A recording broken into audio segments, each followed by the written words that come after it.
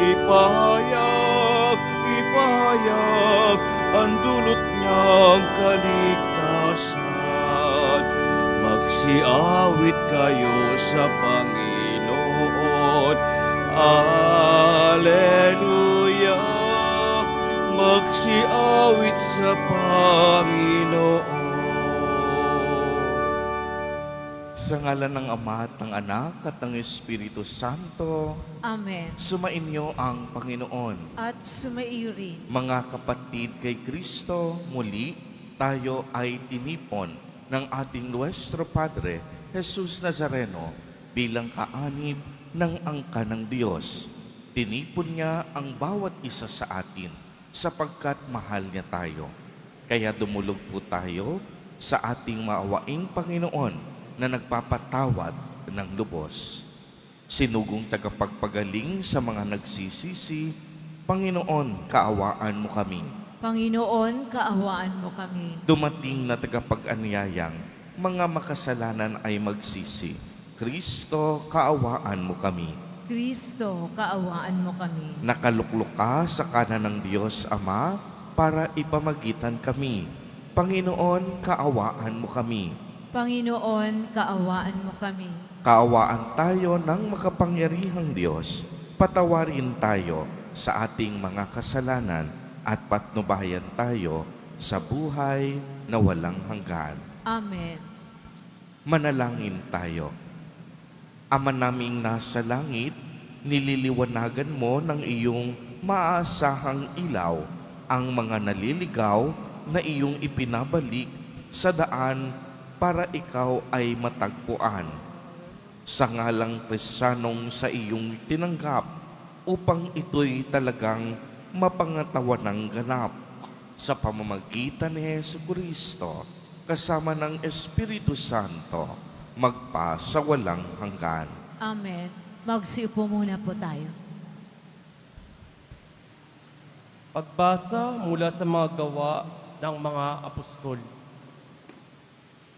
Noong mga araw na iyon, pinagpala ng Diyos si Esteban at pinuspos ng kapangyarihan, ano pat gumawa siya ng maraming himala at kababalaghan sa harapan ng madla. Nakipagtalo sa kanya ang ilang kasapi sa sinagoga ng mga pinalaya na binubuo ng mga Hudyong taga-Sirene, taga-Alejandria, taga-Cilicia, at taga-Asya. Ngunit, wala silang magawa sa karunungan ni Esteban, nakaloob ng Espiritu. Kaya't lihim nilang sinulsulan ang isang lalaki na magsabi ng ganito, "Narinig naming nilalait niya si Moises at ang Diyos." Sa gayoy, naudyukan nilang magalit kay Esteban ang mga tao, ang matatanda ng bayan at ang mga eskriba.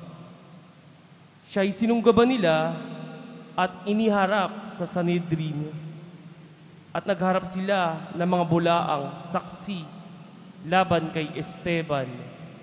Ang taong ito, wika nila, ay walang tigil ng pagsasalita laban sa banal na templo at sa kautusan ni Moises.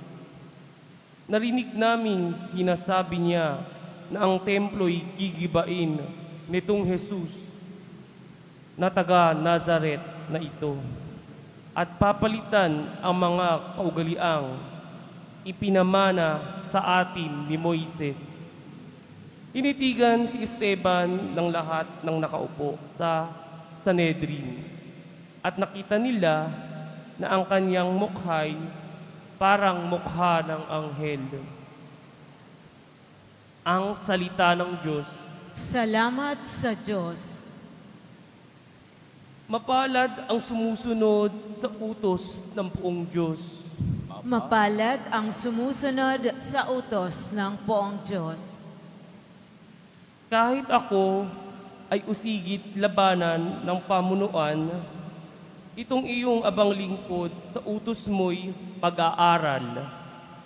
Ang buong mong kautusan sa akin ay umaaliw.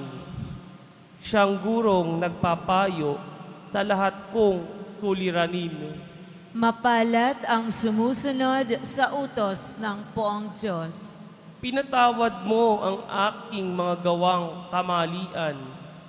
Ituro mo sa lingkod mo ang tuntunin mo at aral. Ang lingkod ay turuang masunod ang kautusan. Sa utos mong mapangakit, ako na may mag-aaral. Mapalad ang sumusunod sa utos ng poong Diyos. Sa landas na di matuwid, huwag mo akong babayaan. Pagkat ikaw ang mabuti, ituro ang iyong aral. Ang pasya ko sa sarili, ako'y maging masunurin. Sa batas mo, ang pansin ko ay doon ko ibabaling. Mapalad ang sumusunod sa utos ng poong Diyos. Tumayo na po tayo.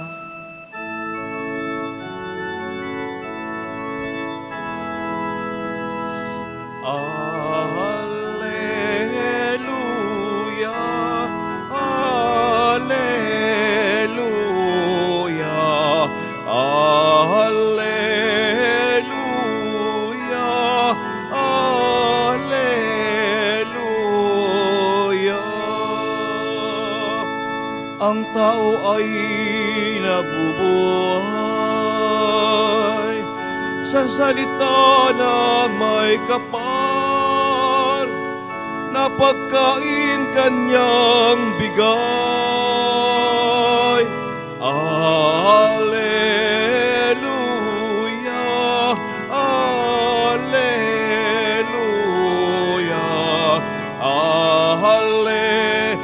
Alleluia, Alleluia.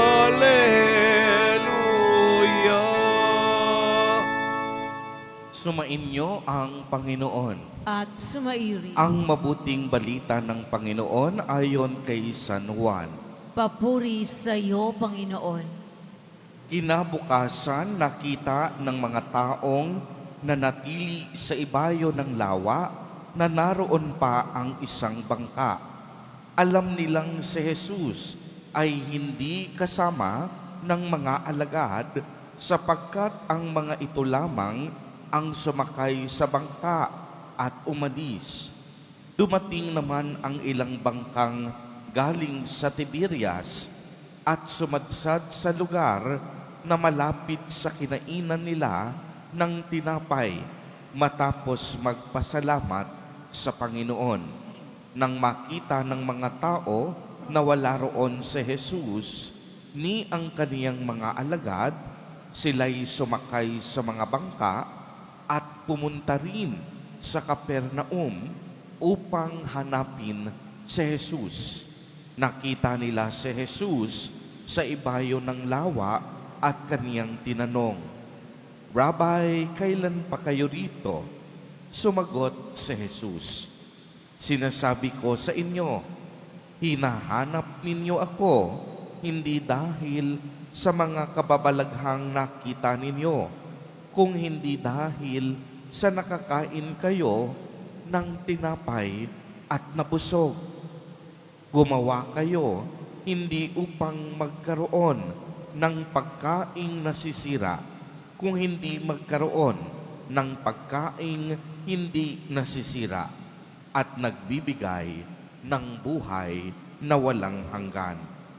Ibibigay ito sa inyo ng Anak ng Tao, sapagkat siya ang binigyan ng kapangyarihan ng Diyos Ama." Kaya't siya'y tinanong nila, "Ano po ba ang dapat naming gawin upang aming maganap ang kalooban ng Diyos?" Ito ang ipapagawa sa inyo ng Diyos. Manalig kayo sa sinugo niya. Tugon ni Jesus. Ang mabuting balita ng Panginoon. Pinupuri ka namin, Panginoong Heso Kristo. Magsiupo muna pa tayo. Magandang umaga po sa inyong lahat, mga kapatid kay Kristo. sa lahat po ng ating mga taga-subaybay sa iba't ibang online platforms at sa lahat ng ating mga kadiboto sa iba't ibang panig ng Pilipinas at maging sa buong mundo kung saan tayo ay naaabot ngayon ng ating live streaming. Mapayapang umaga din po sa inyong lahat. Purihin at dakilain natin ang ating Panginoon, ang mahal na poong Jesus Nazareno. Mga kapatid kay Kristo at mga kadiboto, muli, tinatanggap po namin kayo sa Basilica Minor at Pambansang Dambana ni Jesus Nazareno. Narinig po natin sa ating Ebanghelyo na ang mga tao patuloy na sinusundan si Jesus Nazareno. Alam po ninyo, bago ang Ebanghelyong ito, si Jesus Nazareno gumawa ng himala at kababalaghan. Mahigit 5,000 tao ang kaniyang napakain sa pamamagitan lamang ng 5 tinapay at 2 isda. Kaya naman, ang mga tao pilit siyang hinahanap. Pero pagmasdan ninyo ang sinabi ni Jesus Nazareno, hinahanap ninyo ako hindi dahil sa kababalaghan na inyong nakita at naramdaman. Hinahanap ninyo ako sapagkat nabusog ang inyong mga tiyan. Ibig sabihin, hinahanap nila si Jesus Nazareno upang muling makakain. Subalit, ipinaliwanag na mabuti ni Jesus Nazareno na siya ay hindi lamang pumapawi ng pisikal na pagkagutom at pagkabuhay. Subalit si Jesus Nazareno ay ang tunay na tinapay ng buhay.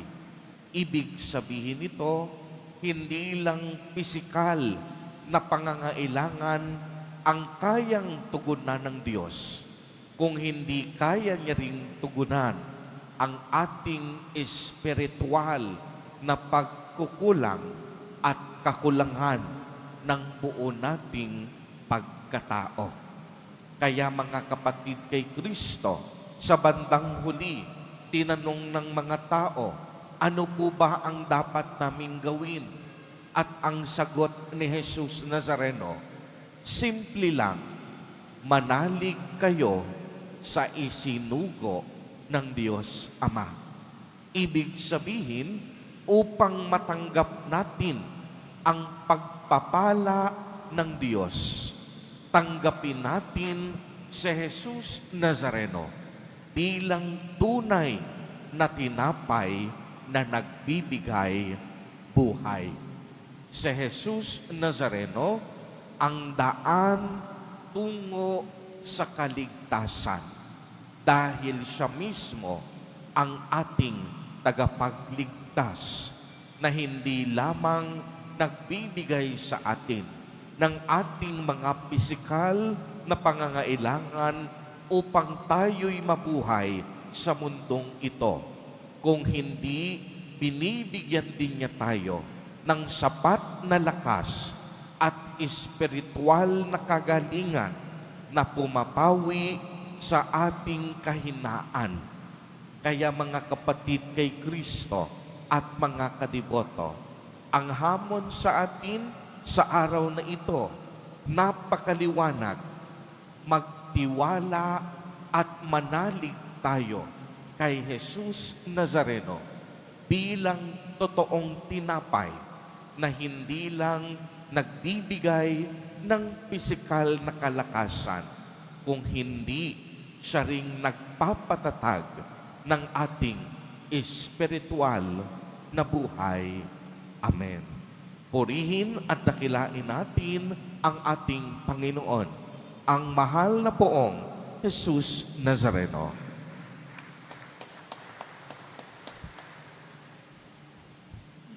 Tumayo na po ang lahat.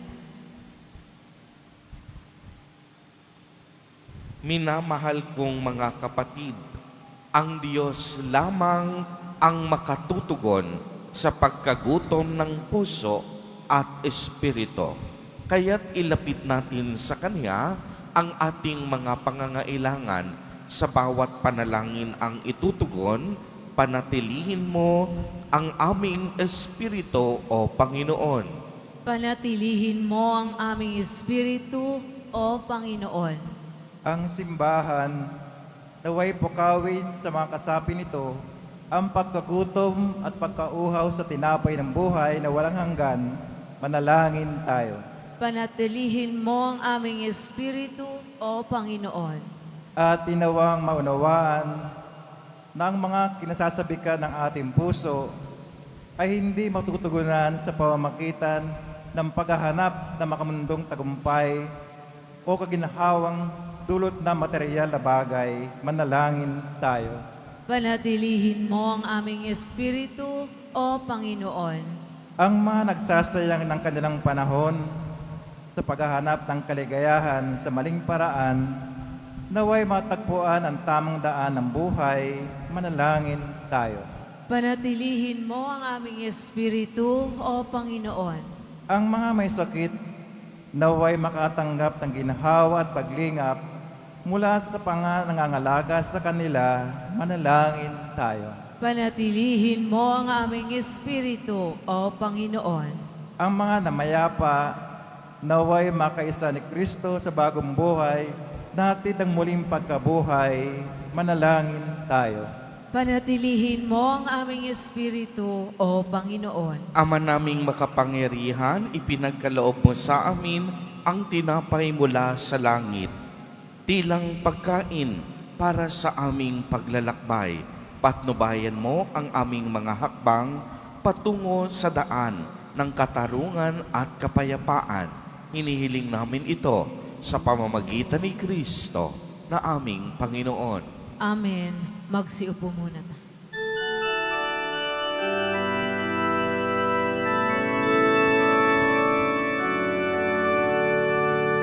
Salamat sa iyo, aking Panginoong Hesus. Ako'y inibig mo at inangking labor. Ang tanging alay ko sa iyo, aking Ama, ay buong buhay ko, puso at kaluluwa.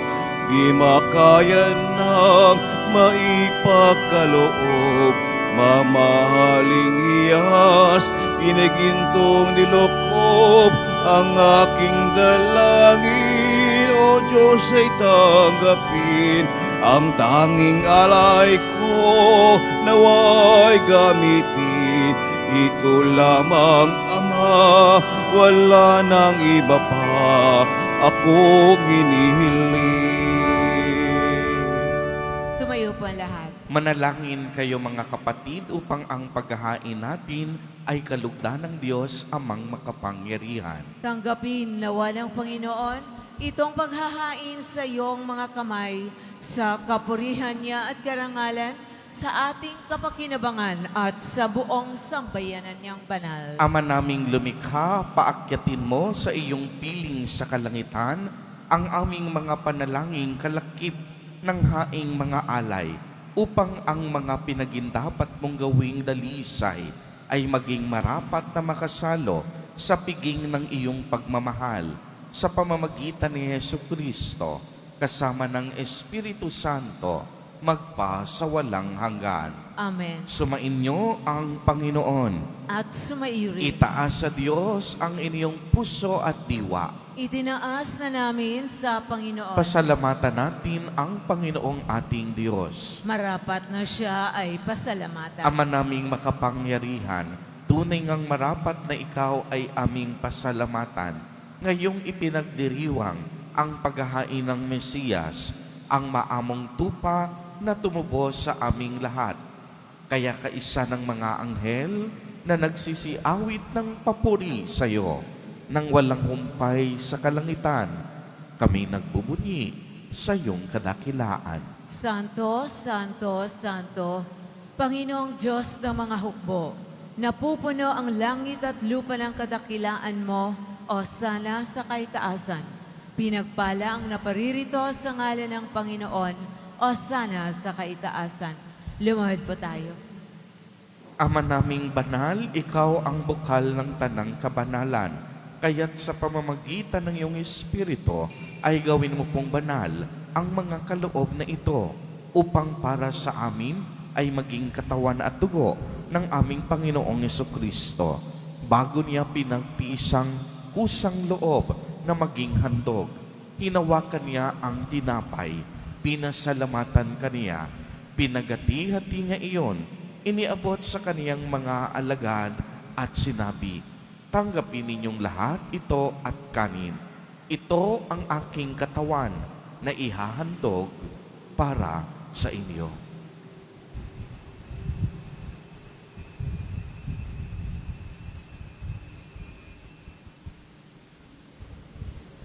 Gayon din naman noong matapos ang hapunan, hinawakan niya ang kalis, muli kanyang pinasalamatan. Iniabot niya ang kalis sa kaniyang mga alagad at sinabi, "Tanggapin ninyong lahat ito at inumin. Ito ang kalis ng aking dugo, ng bago at walang hanggang tipan. Ang aking dugo na ibubuhos para sa inyo at para sa lahat sa ikapagpapatawad ng mga kasalanan. Gawin ninyo ito sa pag-alaala sa akin."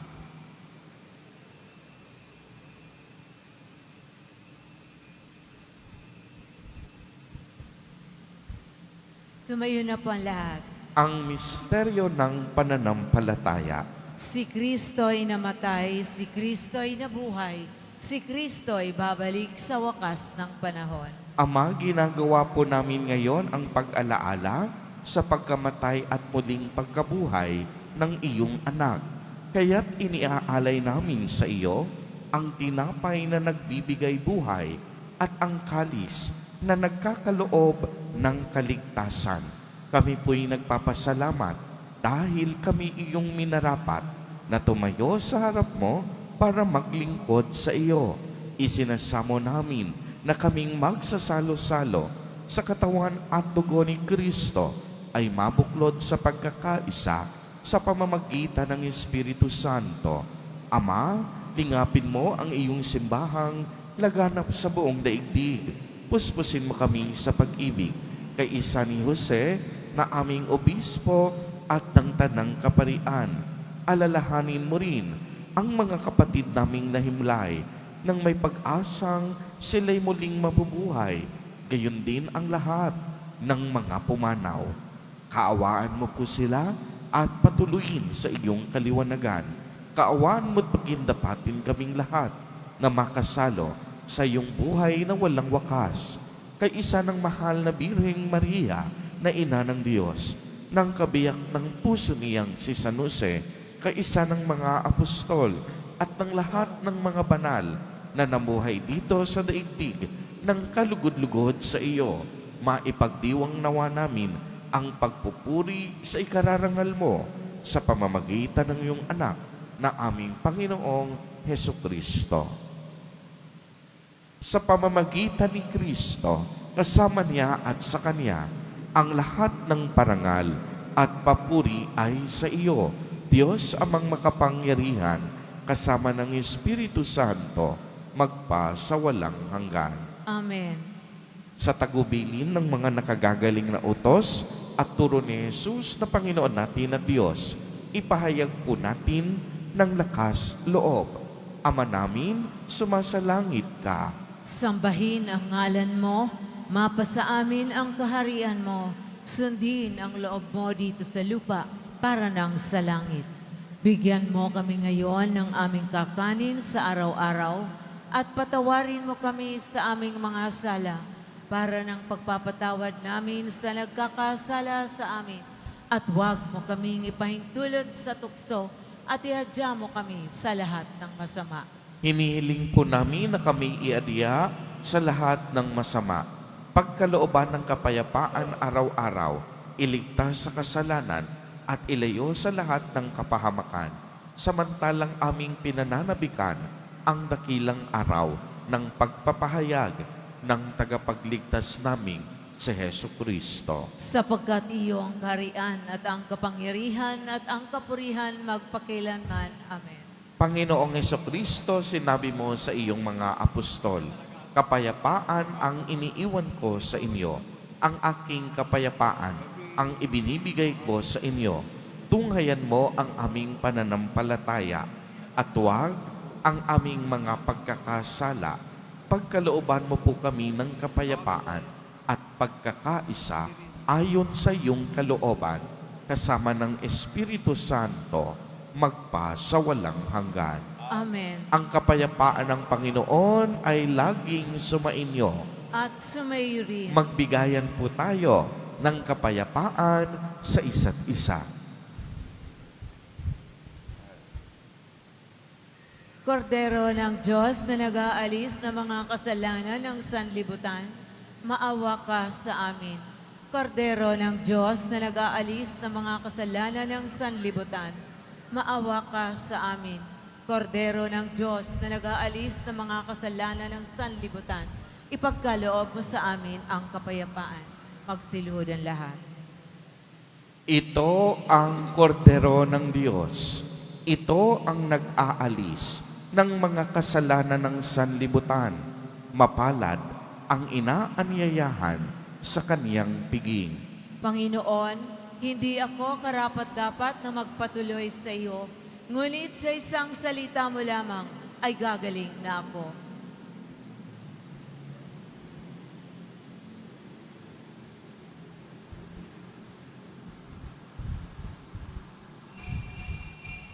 Para sa lahat ng tatanggap ng banal na komunyon, sasagot po tayo ng amen pagkasabi ng pari o ng lay minister ng katawan ni Kristo at isubo agad sa bibig bago umalis sa harapan ng pari o lay minister. Sumunod po tayo.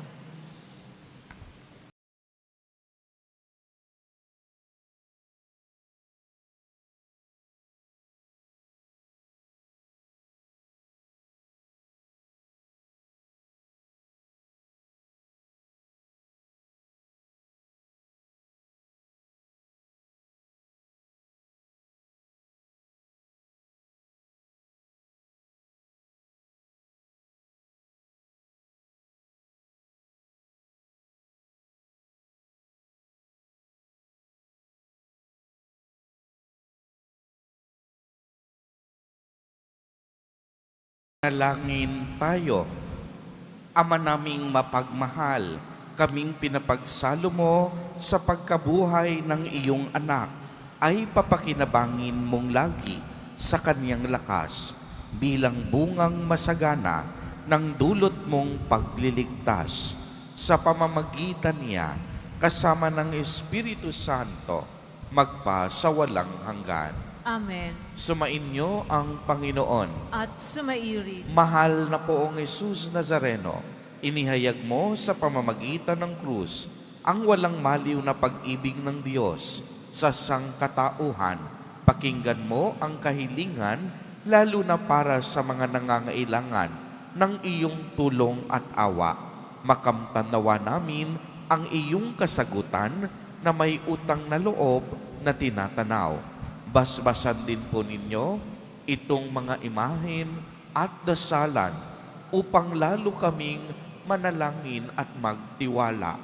Sa pamamagitan ng bendisyon na ito, naway lalo kaming maging mapaglingkod, masunurin at tapat sa iyo na aming maluwalhating Panginoon, magpa sa walang hanggan. Amen.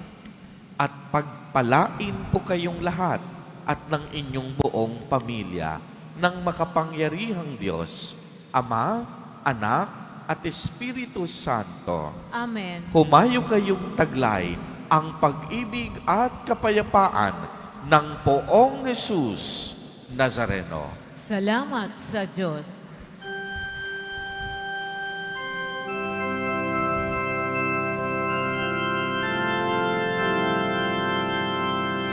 Nuestro Padre Jesús, Nazareno, sinasamba ka namin. Pinipinto ka namin, aral mo ang aming buhay at kaligtasan. Nuestro Padre Jesus Nazareno, iligtas mo kami sa kasalanan. Ang krus mong kinamatayan ay sagisag ng aming kaligtasan. Nuestro Padre Jesus Nazareno, dinarangal ka namin. Nuestro Padre Jesus Nazareno, idulwalhati ka namin. Nuestro Padre Jesus Nazareno, dinarangal ka namin. Nuestro Padre Jesus Nazareno, idulwalhati ka namin.